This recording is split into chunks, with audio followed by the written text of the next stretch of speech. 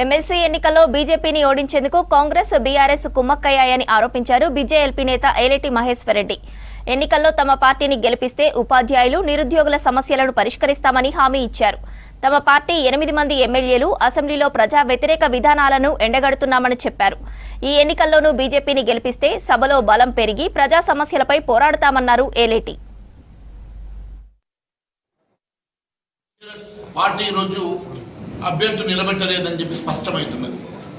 లోపాయకాల ఒప్పందంతో నేరుగా భారతీయ జనతా పార్టీని ఎదుర్కోలేక ఈరోజు టీఆర్ఎస్ కాంగ్రెస్ ఒకటై యుద్ధం ప్రకటించిన ప్రజలు భారతీయ జనతా పార్టీ వైపు చూస్తున్నారు.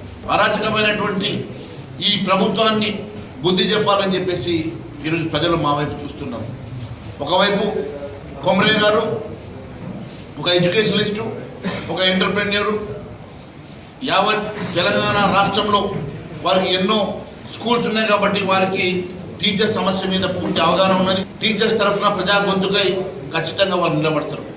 అంతేకాకుండా ఎంతో అనుభవకులైనటువంటి అంజిరెడ్డి గారు గ్రాడ్యుయేట్స్ కాన్స్టిట్యుయెన్సీ నుంచి వారు పోటీ చేస్తున్న సందర్భంగా వారికి ఈ రాష్ట్రంలో ఉన్నటువంటి అనేకమైనటువంటి అంశాల మీద వారికి పూర్తి అవగాహనతో పాటు వారికి అనుభవం ఉన్నది.